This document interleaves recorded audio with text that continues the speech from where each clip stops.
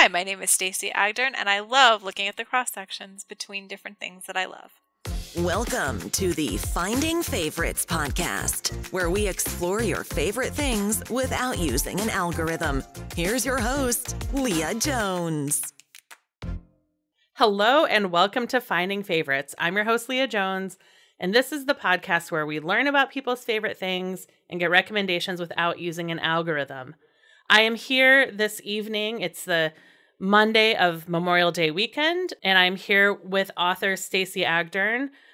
Stacey writes romance novels, which we are going to get into, and we met on Twitter where I am still able to meet so many good people. Stacey, how are you doing tonight? Thank you so much for having me, Leah. I am doing pretty good. But yeah, no, one of the things I love about social media, Twitter in particular, is like the cross-section of people that you meet there, and like the things that you learn about, the people that their interests, like all of these kinds of amazing things that you've never heard of before, things you'd like to learn more about. So it's like, yeah. So I believe your book cover was retweeted into my feed, probably by Sarah Anderson, who we love because she is awesome. She is fantastic. She was on last year, and with this like mega introduction to romance. Yep. It was so fun. But we're just going to get into it. This is launch week for you, right? Yeah. The B'nai Mitzvah Mistake releases on June 1st from Thule Publishing. So I am so excited on so many levels. One, because I was 30 when I had my bat mitzvah. Wow, which is awesome. I converted to Judaism in my 20s. And read Torah for the first time for my 30th birthday. I love it. And I love it. Oh. I sent out like pink and purple invitations, and there was a fish platter, and there was a party. That's the best. Like everything I ever thought a bat mitzvah was when I was 12 or 13, I made it happen for mine at 30, and That's was amazing. Yes, that's the best. Like, and it's great. One of the things like that, and that I knew already, but like when I was writing the book, it kind of brought it home. Like I had my bat mitzvah that was very pink and very purple when I was 12, back in the day. Like I posted on Instagram, and I'll post it again. The period accurate photos of myself with my hair. It was hilarious and very like period accurate, like out to here. But like the thing was, when I did that time was made for me. Like my parents and family made sure that I studied, that I learned my Torah portion, that I learned my Haftarah portion, that I wrote my speech, that I did all the things.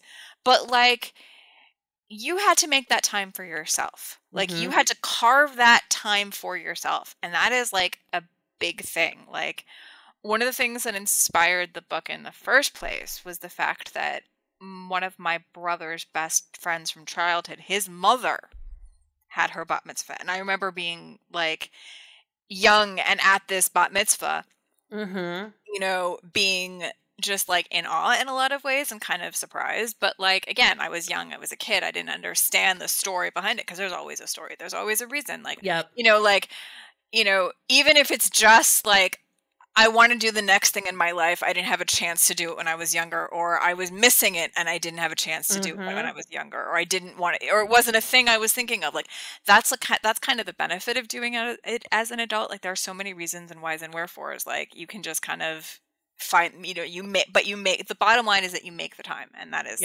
amazing and admirable and wonderful. So for people, I have some non-Jewish listeners. The bat mitzvah, bar and bat mitzvah, or B mitzvah. B mitzvah. Yep. Is the coming of age ceremony for Jewish kids when they become an adult, when the mitzvot become their responsibility. So they read Torah in front of their congregation. They give a speech. They might do a service project. Yep. And your book is adults who didn't get to celebrate their b'mitzvahs. And so is this what's the on one foot? I mean, other than I'm just so excited. Stacey, can you tell? There's never books so ripped from the headlines of my blog, and I love it. Yeah, it's not that I've dated a sexy hockey player yet. but soon, soon, yeah. soon. Exactly. Like, you never know what's going to happen. You never know who you're going to encounter in life and liberty and existence.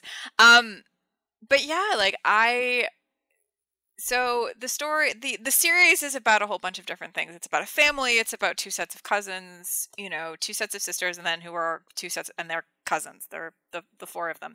And it follows a whole bunch of events within the family. Mm-hmm. And I was never really sure like how to start the series.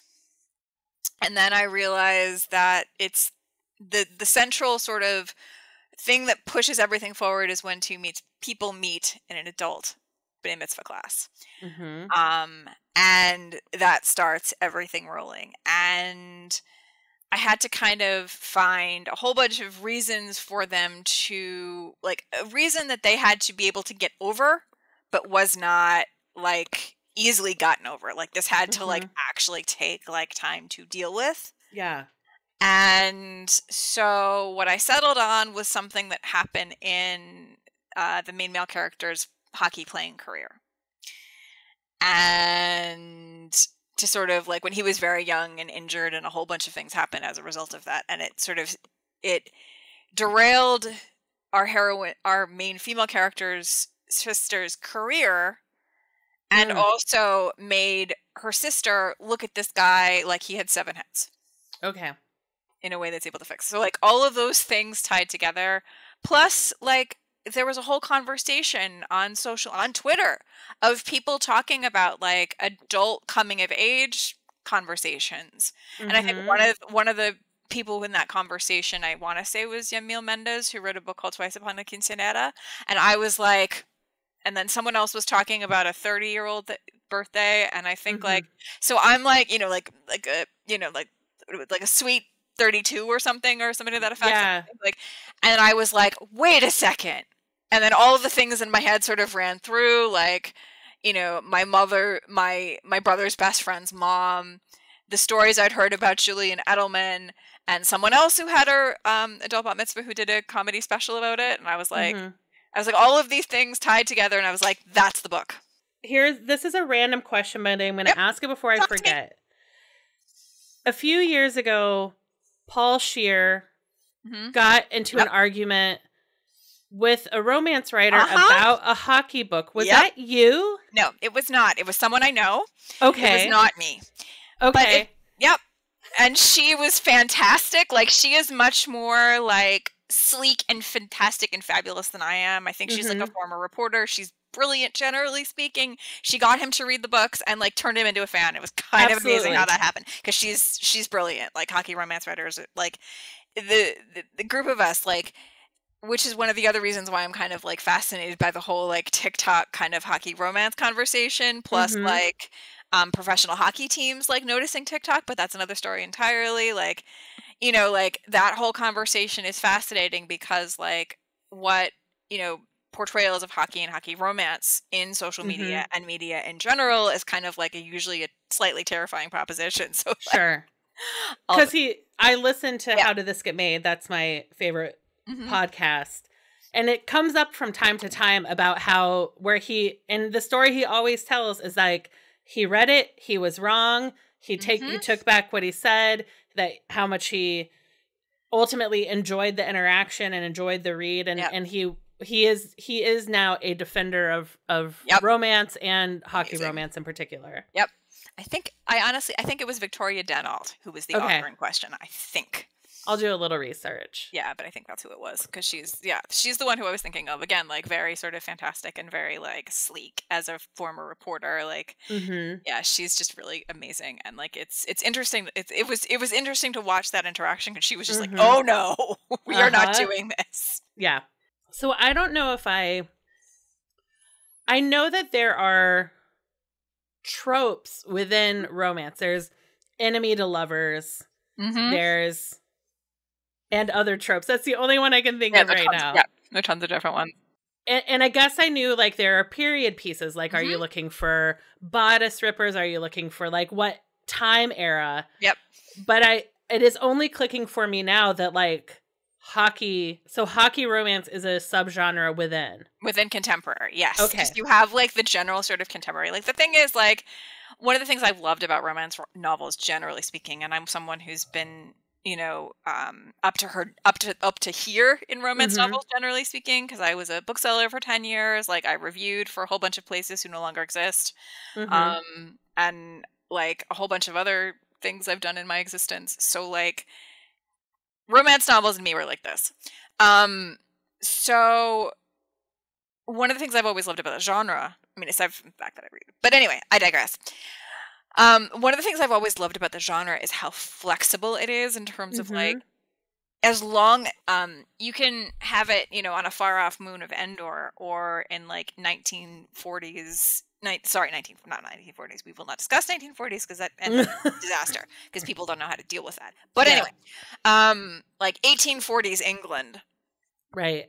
And, and you can set it anywhere, do anything, as long as we have as a through line a couple who ends up like in some facet of together at the end of the story. That's it. That's all you really need. So like, but the thing is, one of the things I've loved about the genre is its concept of a series, right? Like, and I don't just mean the type of romance, I mean like, multiple books in a row. That's what I'm talking about in terms of series. Right. So like you said, your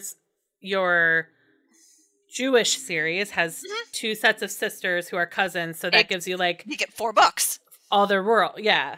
4 books, the whole, 4 books of different... And like, going back to that, like, generally speaking, a romance series is going to be in one of a couple formats. It's going to be either a family, it's going to be a group of friends, or it's going to be a group of coworkers.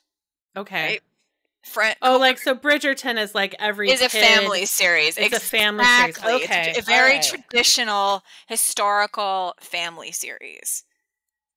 And if you did a novelization of Parks and Rec, ultimately, like, every character has their love story. Exactly. Okay. All right. I'm getting it.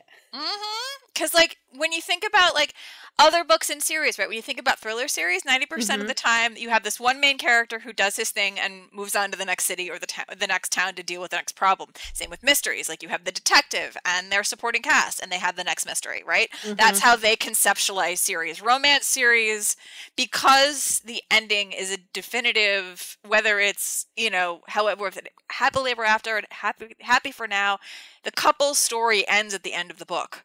So you have to do one of a couple of things to create a multi-book series arc in a romance series if you're going to do that. Yeah. Now that you say it out loud, it's crystal clear why. Like, it's not a Don Juan, right, story where it's not... That's not a romance novel. That's not romance, right.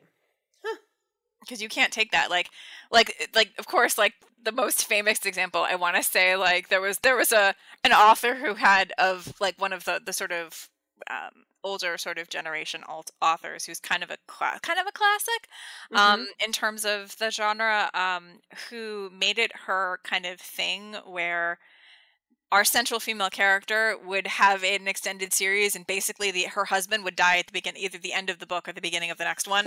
So like she would get so like it would so so it would be her story, but generally, but not in a Black Widow murder sort of way. Exactly. Okay. Although there have been those, but and that's not a romance novel. You see. So B'nai Mitzvah Mistake. Yep. Comes out on Thursday? Yes, on Thursday, June 1st. So exciting. So before I hit record, you mentioned a Chicagoland bookstore that is about to reopen. Love's Sweet Arrow. Yes, they are fantastic. They have been around for a while. They are wonderful members of the romance community. They have supported the romance genre, generally speaking, and so many different authors, both Chicago and elsewhere. In fact, Love Sweet Arrow, Marissa and Rose Backlund were the ones who, Roseanne Backlund, they were the people who hosted my virtual debut author event. Wonderful. Which, yeah, was in the depths of the pandemic, a bookstore in Chicago gave me the debut launch party that I'd kind of always wanted and never actually expected to ever get. So, yeah, that's fantastic. So they're going to reopen soon. Yes, I assume that they ship. Yes, they do. They ship. Great. They are local local to Chicago, and they also ship. I think they ship internationally, I believe, but they are wonderful, and they are just really nice people, and they do a really great job in terms of their stock and support. So outstanding. Yeah. And they do, this is cute, blind dates where they will send you a wrapped book. Yes. And subscription boxes. Subscription boxes. They're wonderful. They're so lovely. They seem like a delight. They're soft launching the new location on June 1st. So something fun is being cooked up in the process. We don't know what it is yet, but I was like, the people who hosted my debut book signing, my debut book event, and are reopening on the release day of my 4th book, like, that's we have wonderful. to do something. So something is in the works. Okay, so this is your 4th solo my 4th book? solo. Yes. Amazing. Yes. It's my 4th solo. So you have Miracles and Menorahs, History of Us, Love and Lockkeys, and now B'nai Mitzvah Mistake. Yep.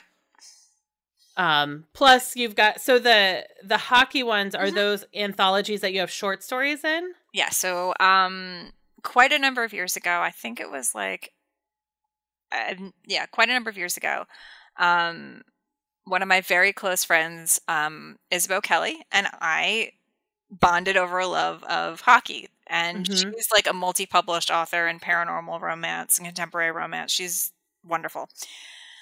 And I started talking with Cassandra Carr, who at the time was multi-published in erotic romance and also a hockey fan. And the three of us wrote the first anthology of the New York Empires together, based on the tradition of a Vegas night.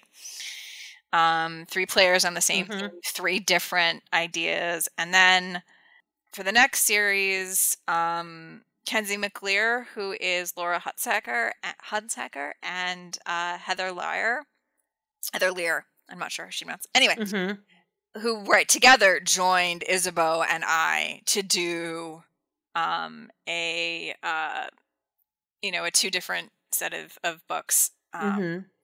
Also on the Empire. Same team, again, more players, like later on, like what happens next.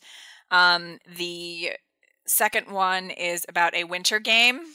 But of course we know who that is. The outdoor game that takes place on New Year's Day at an alt sports stadium. We do not mention the name because we are aware of copyright and it exists and we do not want to. But fun fact about that was that took place before the Rangers and the Sabres played at Citi Field. So you wrote a book about a winter game, predicting a game that came. Yes, which was what? Yes, which was hilarious and amazing and kind of fun. And then the third book was based on quite a number of years ago. The Florida Panthers had what was called Chance of a Lifetime, where if you wanted to try to be a backup side goaltender for the Panthers, you could compete. And my story was sort of inspired by a lot of different things, but one of which was that Linda Cohn, who is a reporter for ESPN and has been for a long time, is also a goaltender, and so and she was actually invited to compete for this. Nice. And of course they did a whole story on it, but in my head that was what was one of the many things that inspired me on my story. So that happened within the last 5 years in Chicago. Their side it was the janitor or someone came out and then also saved stopped a goal. He was an accountant, if memory serves. An accountant, yes.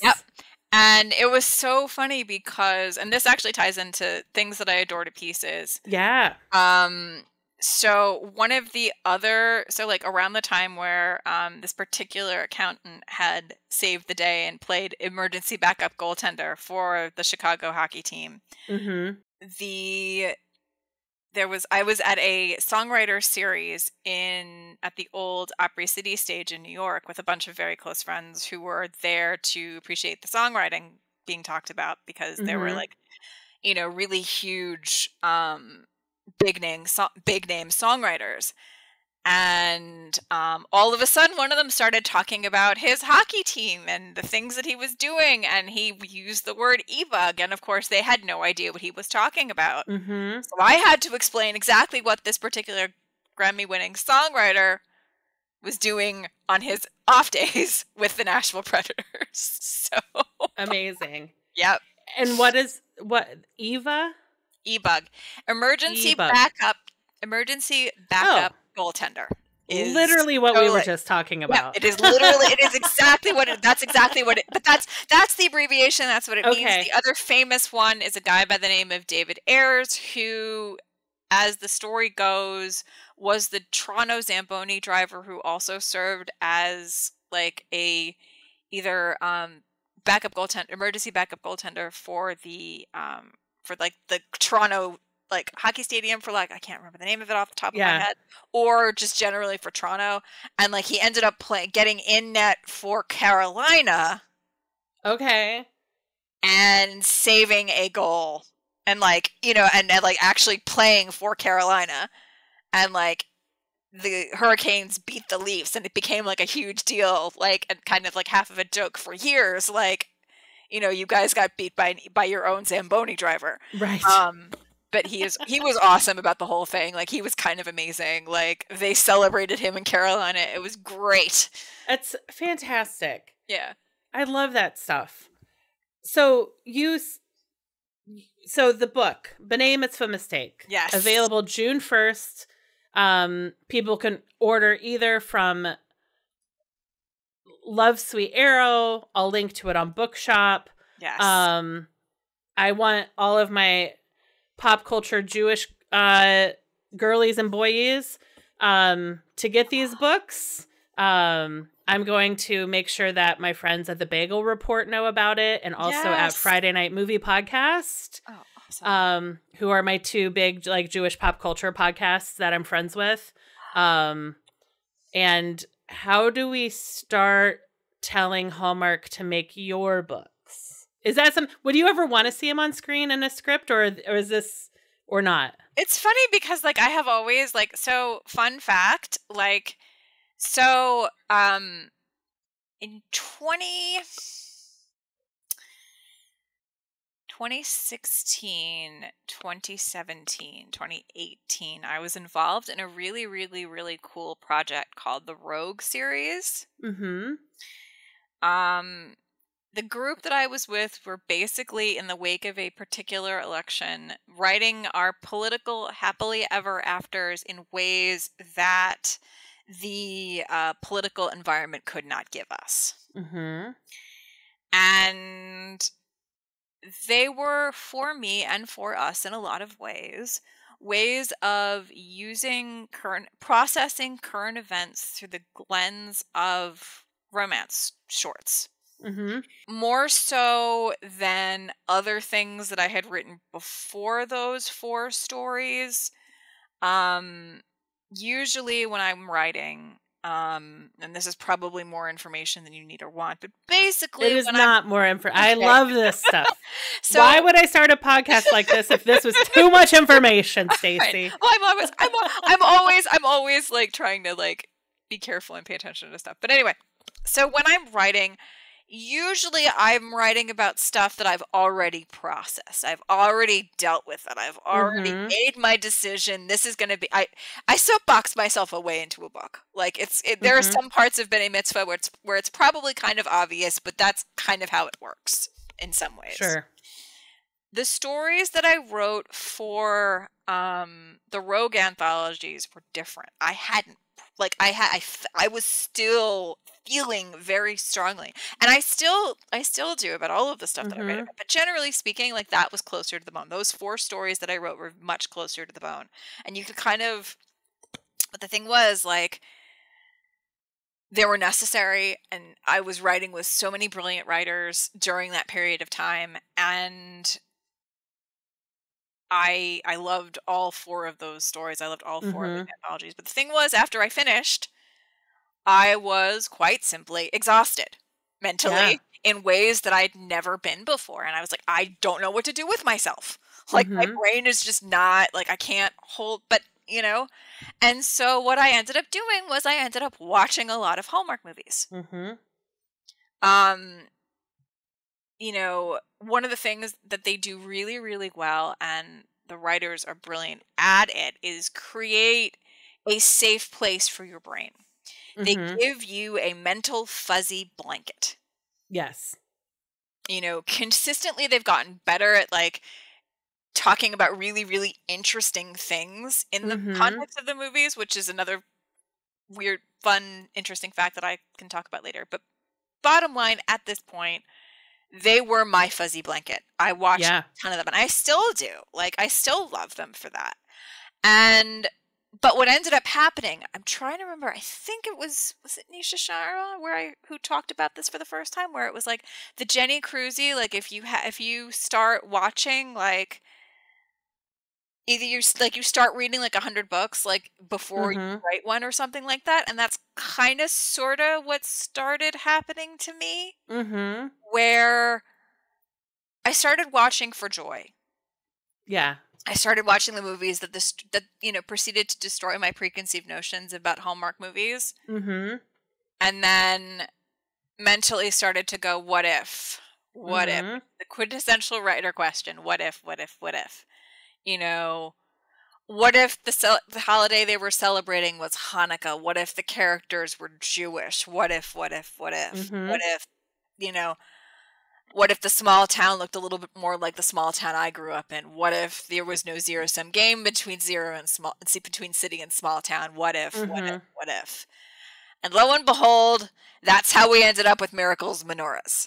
And the series that follows is my love letter to my culture, our culture, and Hallmark movies. So, like, would I love to see them on Hallmark? Yes. Would I absolutely adore in the back of my head to see Point Grey do a series adaptation of these movies together? Absolutely. Point Grey is Seth Rogen's production company. Ever since I saw American Pickle, I was like, this has to be done.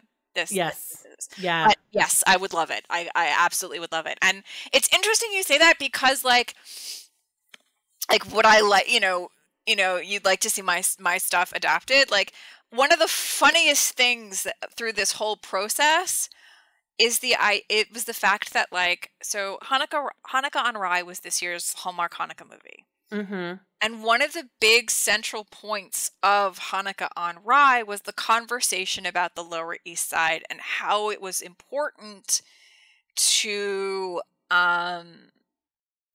retain the legacy and the history of the Lower East Side, even as we sort of head into the future.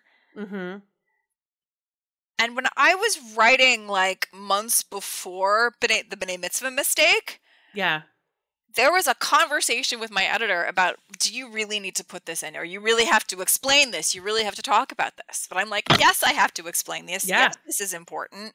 Yes, this is one of the things that brings these two characters who come at it from opposite sides together. This is one of the first things they do together, where they're not, like, glaring at each other. You know, they go to, like, the fake Yonah Schimmel's place, which does play a role in the series, and they go to the Eldridge Street Synagogue together.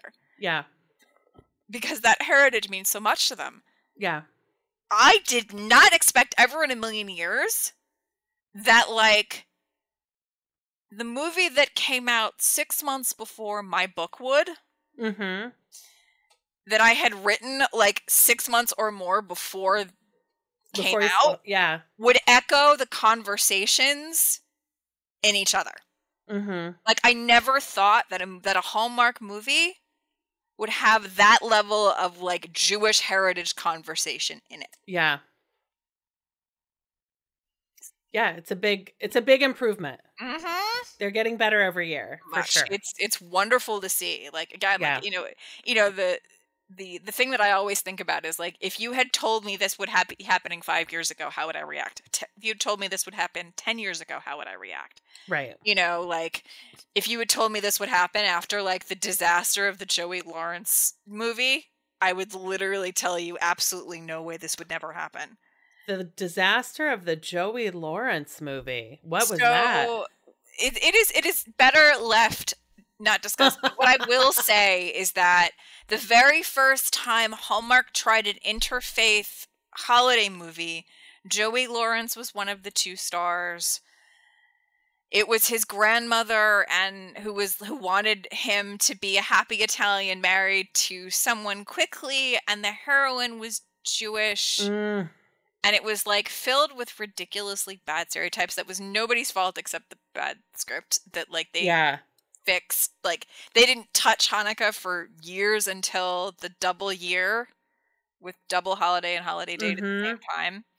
But that was why. It was because that was so bad. That was awful. The storyline on IMDb, right? Like they are, they agree to pose as a couple, and I love a couple that is great, right? And things get complicated when Rob's Catholic clan and Julie's Jewish family get involved. It was so awful.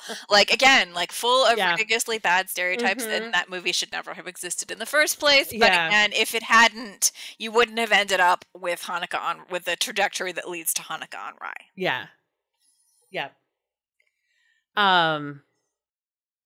So fun. Yes. So fun. Yes.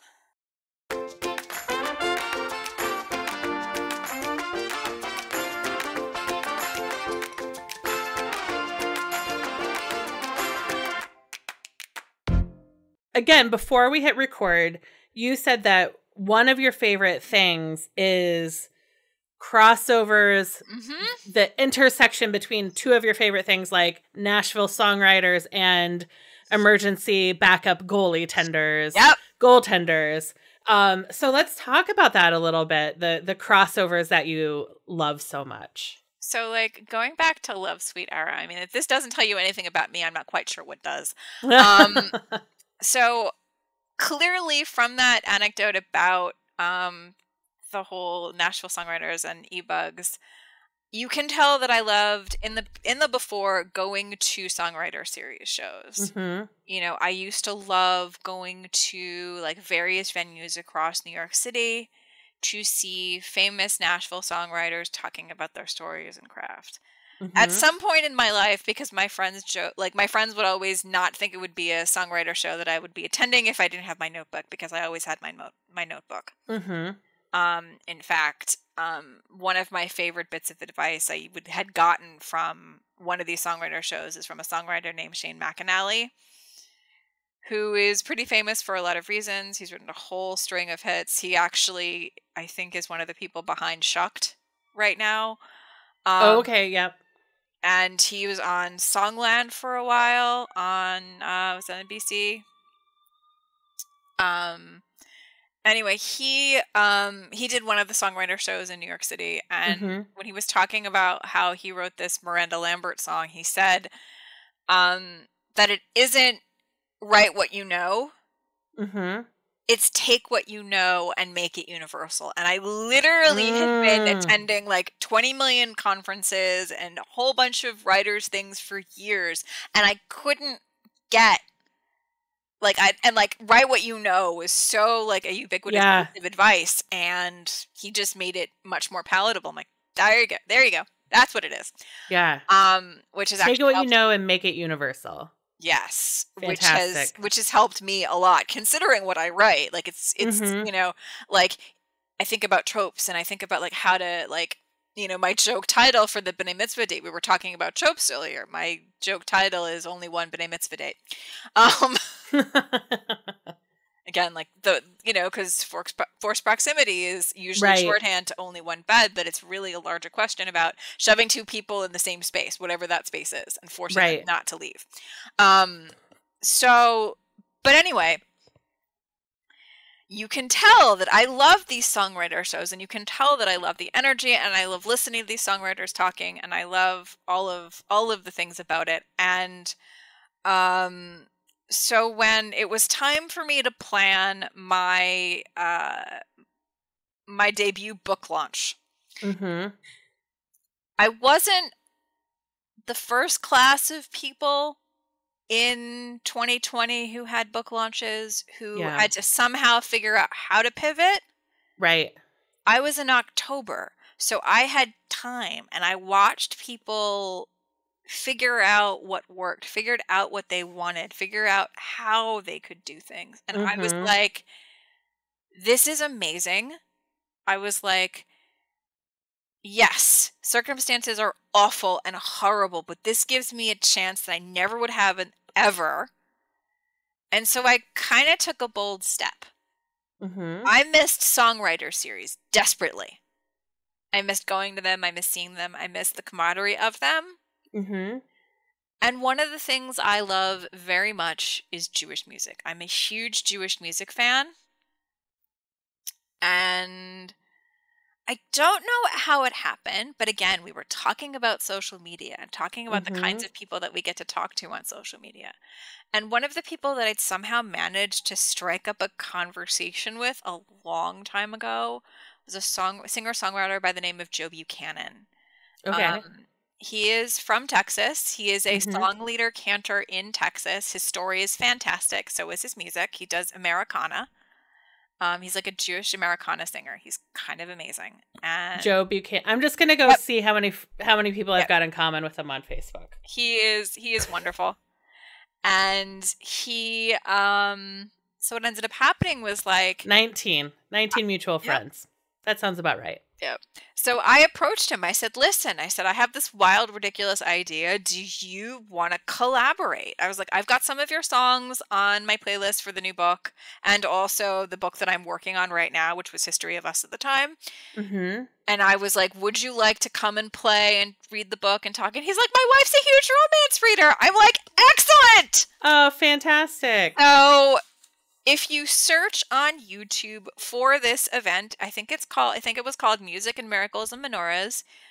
It's myself and Joe Buchanan launching Miracles and Menorahs. He played Shine, which I love of his, which is on the playlist for Miracles and Menorahs. And then he played Small Town Tonight, which is on the playlist for History of Us. And we talked about my book, and we talked about his music, and we talked about Judaism, and it was wonderful. How wonderful. I love it was that. like, and I was excited. And again, this never would have happened if my book had released like any other time. Because October was that sweet spot of people sort of settling into lives and how they worked, and sort of learning that basically the sky's the limit. Yep. You know, as you're launching a book, like in this weird time, like how do you do a pre-vaccine, but post everybody's downloaded Zoom. Exactly. And we've now gone, if it's October of 2020, we've made it through High Holy Days, which really unlocked a lot of creativity in the Jewish world as far as like what can you do online and the special agreements synagogues had with Zoom to let a Zoom meeting run 72 hours. So it would run all through Hag and Shabbat. It was I was president of my synagogue at the time and like de facto tech captain. So, oh my God. Yeah. I'm president again now. I took 2 years off. I'm back. And it's nice not to have to also be running Shabbat technology. Yes. I can imagine. My gosh. Yeah. Like, and I was just like, you know, an author debuting. So like, I didn't have the stress and pressure of like, regular, like, and I was also the daughter of someone who was, you know, attending. I was on the board but not involved. Like, wow, like going back to that time. And then, but also like, if you think about what that time and what unleashed, Passover. Yeah, Saturday Night Seder. Yes, with Alex Edelman. Yep. And Jew Belong? I think was the organization he did it with. Yeah, that was wonderful. Yep. Yes. I'm still waiting for Adina Menzel's 4 questions because I would like them released. Thank you. Yeah, that would be fantastic. They were beautiful. Like, you could tell how many times I've watched this by, like, I could say, like, I actually wrote, because I was switching from History of Us to, was I switching from Miracles to History? Yes. Where I wasn't sure what was happening, what was going on, and I needed something to do because my brain was just not functional. Sure. I started what I like to call a hockey challenge. Okay. A hockey fiction challenge in the very early stages of the pandemic, and a whole bunch of people wrote some really cool stuff with me. What happened was I was getting really annoyed. People were like, I miss hockey. I miss this. I miss that. And the great thing about social media was that, like, if you could create that kind of fun content, you could maybe fill a void. Yeah, absolutely. And so I got a whole bunch of hockey romance writers on a mailing list. And every day I would send out a word. I would send out a hockey term. And I was like, here's the instructions. You need to post this at this time, or at this time to catch the spaces where the hockey games would have been filled. You know, it's a writing prompt. Like, you don't have to participate, but if you do, these are the rules. Enjoy, have fun. And a lot of people did. And we got some really great stories coming out of it. And I actually ended up writing a pandemic Passover hockey story. Wow. Yeah. So I had written, as I said, I wrote 4 stories for the Rogue Project. And there was a hanging character in the series. And I was like, I wanted to somehow write her story. So I had her as a moderator of a women's hockey chat room. And one of the people that showed up every day for the regular chat, because of course, like, one of the things that, like, happens, like, during a pandemic, during, like, a difficult time, is that you find community somewhere. Doesn't matter where it is, you got to find it somewhere. And I am deeply involved in the Doughboys Discord, which is a fast food podcast Discord community that became some of my dearest friends during the pandemic. Absolutely. Yeah, my romance schmooze peeps, my, like, yes, all the things. Yeah. But, like, so we had this women's hockey chat room, and one of the people who comes every day for this, like, 12 to 1 chat or something like that was this person who she doesn't know who they are. Doesn't know. And it turns out that this person is actually this, like, rookie. This, like, very top draft choice. Who is trying to figure out what to do with himself. Without hockey. Yep. All right. And he falls in love. What is a young man to do with himself without hockey? Exactly. He's stuck because, like, that's what he's done all his life. You know, he's young. Yep. He's an early draft pick, so he's gone from, like, wherever right to the pros. You know, and he's living with his cousin. Who is driving him absolutely bananas. Sure. He is helping with various projects that his cousin and his friends are doing in New York, but he is bored out of his skull. And so he watches a random women's hockey game on the women's pro game on the television or on YouTube or wherever, and he falls in love with the sport. Falls in love with everything and watches all of them. Watches everything and finds this community that he can talk with. And he goes into this chat room under an alias. Right. And it gets, like, and and shenanigans ensue, basically. Sure. And the story is called The Fifth Question. I love it. Because they are shoved together by her sister and his cousin, because he can teach her the 4 questions. All right. But she doesn't know that he is actually the guy in the chat room. Wait, so she meets them offline too? Well, in the chat room and outside the chat room, not off. Okay. Like, yeah, like because at that time there was yeah. But there yes, was, yeah. yes. How fun. So I wrote that story for my friend Lucy Eden's Notes from Paradise newsletter a couple of years ago. But the fun fact that at some point very soon, we're not quite sure when this is happening, I am releasing a collection of the 5 stories, the 4 rogue stories, which dealt with a whole bunch of stuff, and the 5th question under the anthology title, The Hope Connection. So watch for that. That is happening soon. Outstanding. Yeah.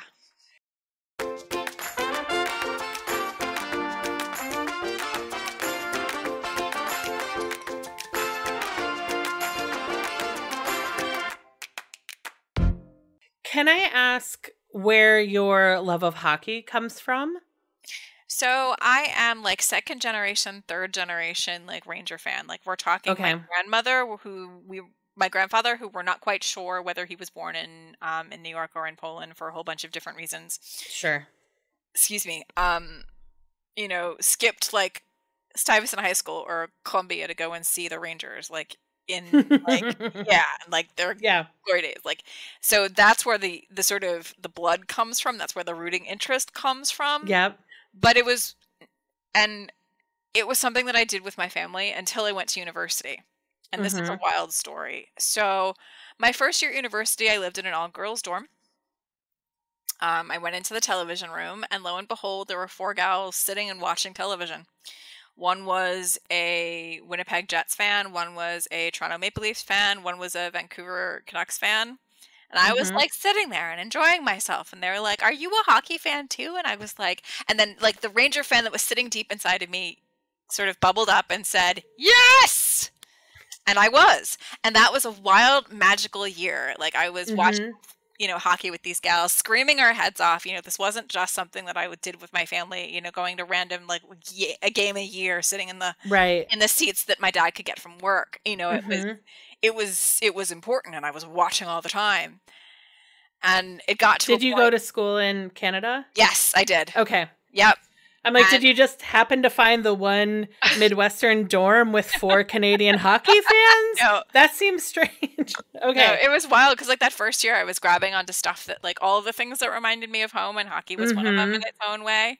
Yeah. There was The Gap, there was Seinfeld, there was The Nanny, there was like the fact that like 90210 and Saved by the Bell both graduated high school with me. So like they were all having like college episodes. Yes, I am dating myself specifically, but no more specifically than the fact that like when the Rangers got into the playoffs that year, it was during exam time, end of the year. So like I had to like I couldn't watch in public anymore because I was loud and also like obsessive because things were getting a little nuts. So like on the on the outside of my door I had to write, "Warning, loud sounds may emanate from this room. Ranger fan watching playoff." I would scream like again. I've got my like grandfather's and my mom's lungs, so I'm a loud person when I get deeply involved. And I got home from university my first year. There was a whole ton of things that happened, but one thing that also did that summer basically turned me into like the Ranger fan for life, which was the fact that the Rangers won the Stanley Cup. Oh, so all right. Like, all of these wild things happened my first year at university. Yeah. They haven't won since, but it's it's fandom. Like, it's like romance novels. It's one of those things where like you dive in and you're stuck. You're not going anywhere because there's such a variety to explore. There's so much like within, there's like so many conversations happening, so many people coming at it from different ways, like whether it's, so.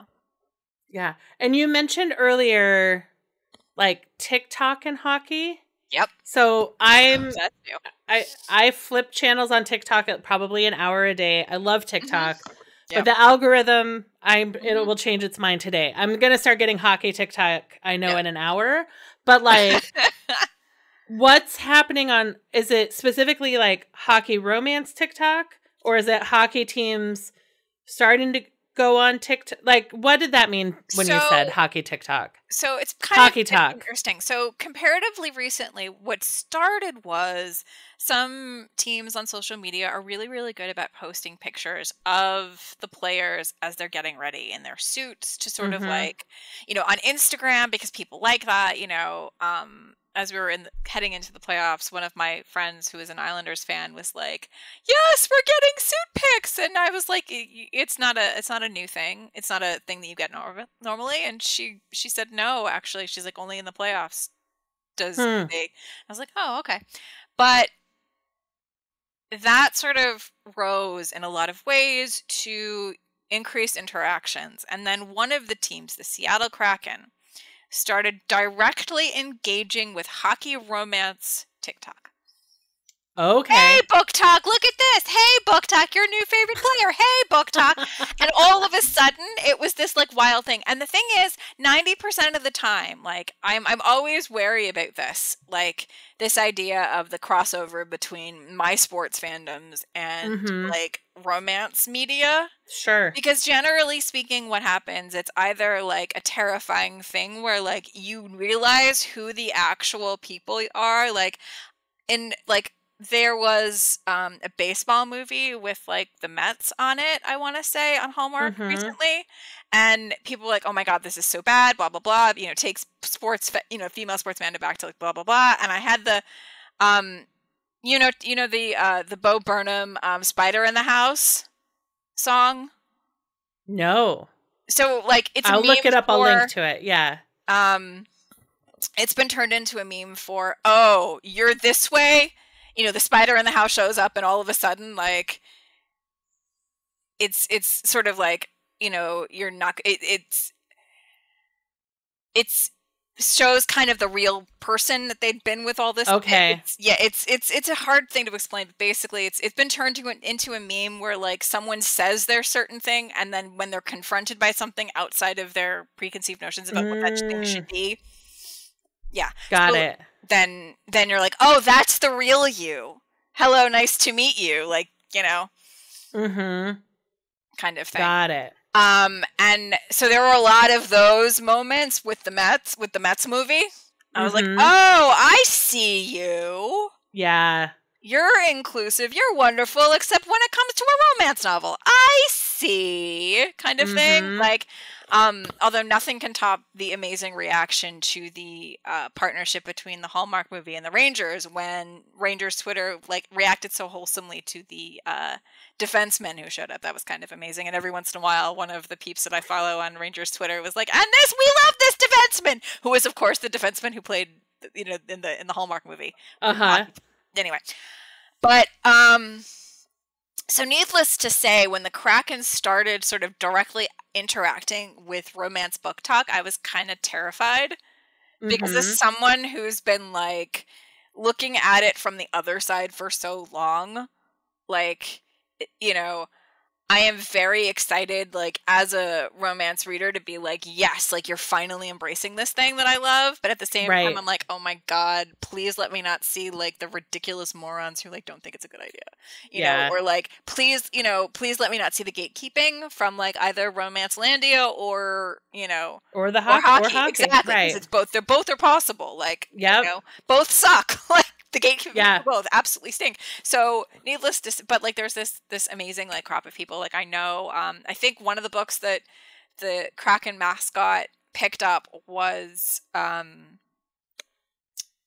Icebreaker. I forget who the author is, but it's a comparatively new book that's looking all over TikTok. But the other one was Weather Girl by Rachel Lynn Solomon. And I want to give a shout out to Rachel Lynn Solomon, who like when she thought that it was her book that the Kraken mascot was holding, she was all excited and like started talking about like why it was so important that he did this, because she was, like living in Seattle or like around Seattle when the Kraken were even like an idea in people's eye. Yeah. And she, like was all excited that like this kind of sort of came full circle for her. So it was kind of cool. But like, it's, it's really, really interesting. So like the Kraken were first to kind of go, hey, book talk. But now the whole bunch of the other playoff teams did it, like Carolina Hurricanes, And I do a week, like a monthly live show on YouTube called The Chippy Chicks with 4 other romance writers. Yeah. And we were talking about this, and like we were debating as to which teams were going to start. And I kind of joked, I was like, the Rangers have been really, really good in terms of their social media, but I feel like this is something that they would pick up like 3 years from now. Like they're, you know, because they're still original Silks. They still feel like they have to be a little bit old school, even though they're not as much. In terms of, like the suit pics, like they're very like, you know, forward. Like they've shown a lot of graphics that they wouldn't have shown like 5 years ago. But again, like they're still like behind. But it's just really interesting to sort of see that sort of confluence between like hockey and romance novels. Talk and kind of like to see what they're going next. I think I saw a Detroit Red Wings one this morning, and I think San Jose Sharks might be next, which I'm not surprised at all. So, that's wild. Yeah, like, you know, hey, Book Talk, this is why you should follow us, and then it's a picture of a player with a suit, like kind of, you know, on TikTok, like showing himself.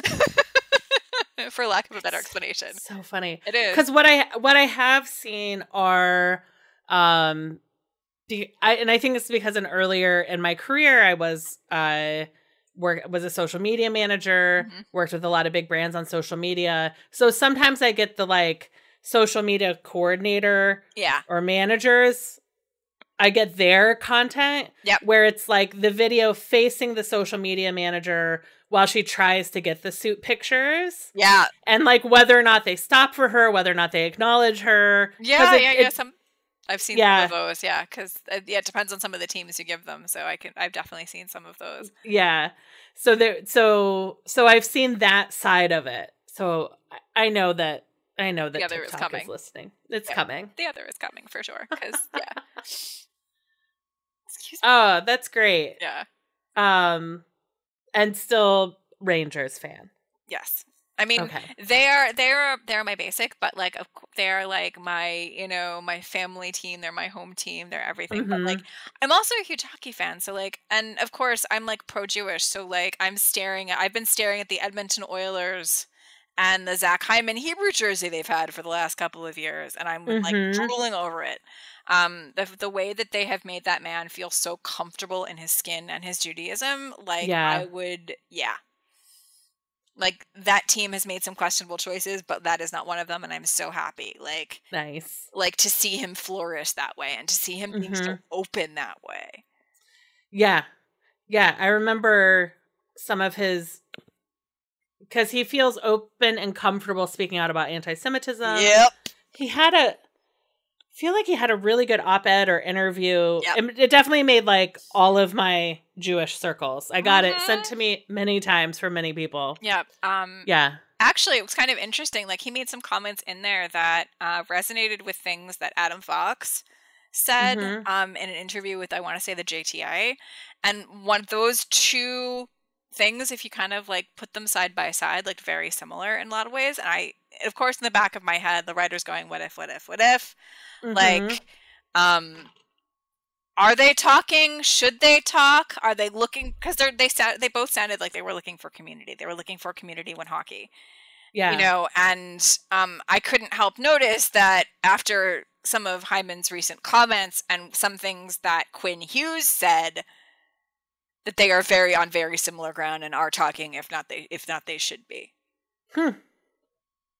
I love it. Yeah. I was like, after the Stahl brothers made their stupid comments about Pride Night, they went to the Oilers to ask them.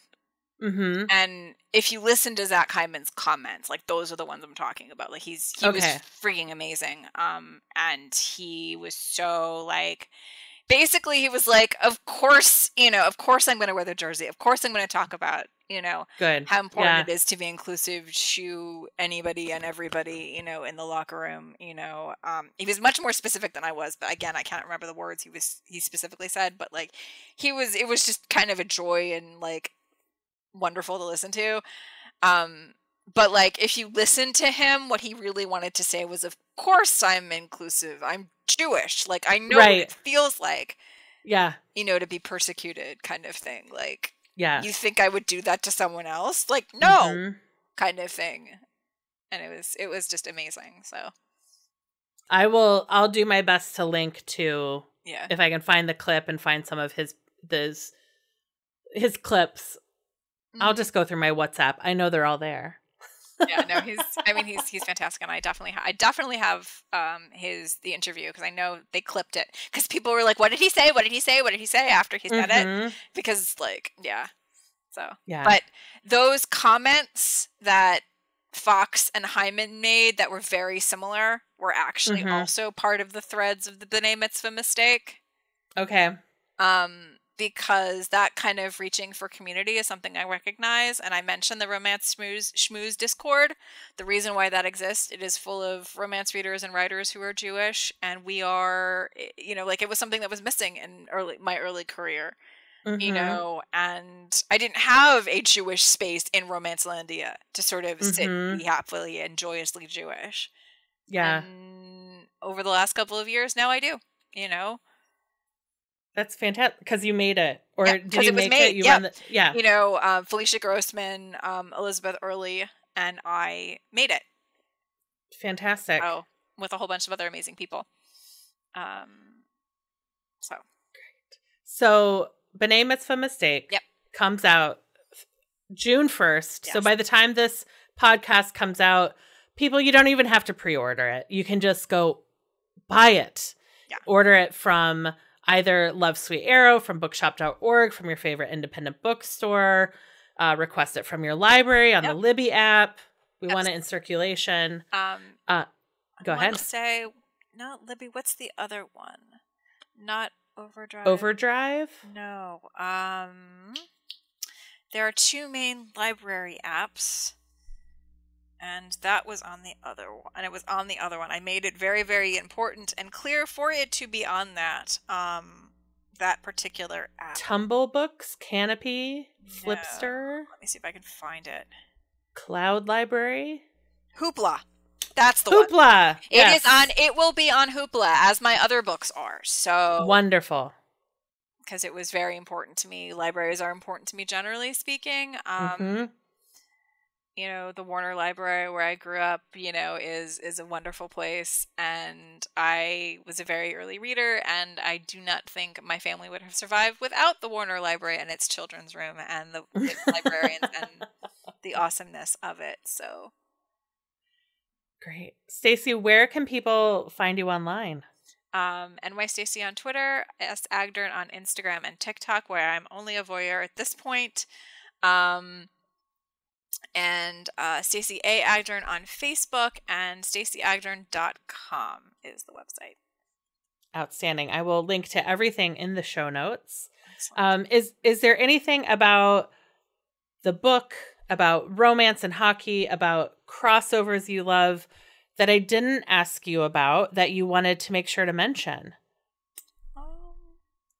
I think we've covered it all. Like, we had a really fun. Broad and amazing conversation. So I'm thrilled. Awesome. Well, thank you so much. Thank you so much for having me. It's been a lot of fun. Thank you for listening to Finding Favorites with Leah Jones. Please make sure to subscribe and drop us a 5-star review on iTunes. Now, go out and enjoy your favorite things.